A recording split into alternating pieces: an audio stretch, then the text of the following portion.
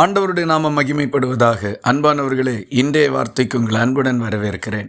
இன்றைய தியானத்துக்காக மத்தேயு எழுதின சுவிசேஷம் 6வது அதிகாரம் 31வது வசனத்தை வாசிக்க கேட்போம்.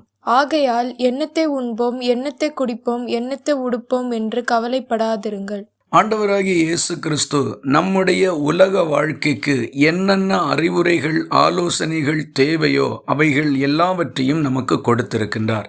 இந்த வசனத்தில் 3 காரியங்களை குறித்து நீங்கள் கவலைப்பட வேண்டாம் என்று இயேசு சொல்லியிருக்கின்றார். முதலாவதாக எண்ணத்தை உண்போம் என்பதும், இரண்டாவதாக எண்ணத்தை குடிப்போம் என்பதும், மூன்றாவதாக எண்ணத்தை உடுத்துவோம் என்பதும். மனித வாழ்க்கையில் மிகவும் அடிப்படை தேவையாயிருக்கின்றவைகள் இவைகளை கர்த்தர் பார்த்து கொள்ளுகிறேன் என்று சொல்லியிருக்கின்றார். இதற்கு உதாரணமாக இயேசு கவனித்து பாருங்கள் என்று 2 காரியங்களை குறித்து சொல்லுகின்றார். ஒன்று, காட்டு புஷ்பங்கள் எப்படி வளருகிறது என்று கவனித்து பாருங்கள் என்று. இந்த காட்டு புஷ்பம் ஒரு செடியில் வளருகின்றது.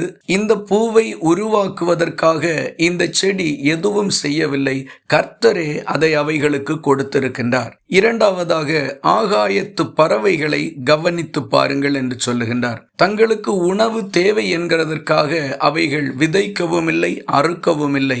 ஆனால் பரலோகத்தின் தேவன் அவைகளை பிழைப்பூட்டுகின்றார். இந்த 2 காரியத்திலிருந்தும் இயேசு சொல்ல வருகின்ற காரியம் என்னவென்றால், இந்த பறவைகளை ஒவ்வொரு நாளும் தேவனே பிழைப்பூட்டுகின்றார். இந்த செடிகளில் ஒவ்வொரு நாளும் தேவனே பூக்களை கொடுத்து அலங்கரிக்கின்றார். இப்படி இவைகளுக்கு செய்கின்ற கர்த்தர் மனிதர்களாகிய உங்களுக்கு செய்வது அதிக நிச்சயம் அல்லவா என்று குறிப்பிடுகின்றார். ஆம், நாம் இந்த உலக வாழ்க்கைக்கு அடுத்த பல காரியங்களிலும் தேவையில்லாமல் கவலைப்படுகின்றோம். தேவன் எவைகள் நமக்கு வேண்டும் என்பதை அறிந்து அந்தந்த காலத்திலும் நேரத்திலும் நாளிலும் அதை கொடுப்பதற்கு மிகவும் கரிசனை உள்ளவராய் இருக்கின்றார். அந்தந்த நாளுக்கு அவைகளை கர்த்தர் கட்டளையிட்டிருக்கின்றார். அவைகள் நம்முடைய வாழ்க்கையில் இவைகளை கொண்டு வரும்.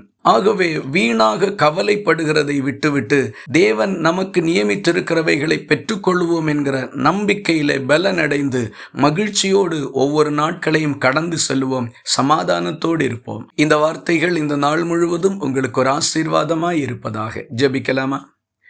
எங்களை நேசிக்கிற அன்பு நிறைந்த நல்ல ஆண்டவரே, நாங்கள் உம்மை நன்றியோடு துதிக்கிறோம். கவலையில்லாத ஒரு வாழ்க்கை நாங்கள் வாழ வேண்டும் என்று விரும்பி எங்களுக்கு அனுதினமும் என்ன தேவை என்பதை நீரே அறிந்து அவைகளை முன்னதாக நியமித்திருக்கிறதற்காக உமக்கு ஸ்தோத்திரம். இந்த அறிவை பற்றி கொண்டிராமல் வீணான கவலைகளுக்குள் நாங்கள் செல்லாதபடி எங்களை காத்து கொள்ளும்படி ஒப்பு கொடுக்கின்றோம். நம்பிக்கையோடு இந்த நாளை கடந்து செல்ல நீர் உதவி செய்கிறதற்காக ஸ்தோத்திரம். இயேசு கிறிஸ்து மூலம் வேண்டிக் கொள்ளுகிறோம் எங்கள் அன்புள்ள நல்ல பிதாவே, ஆமேன். கர்த்தர் தாமே உங்களை ஆசீர்வதிப்பாராக.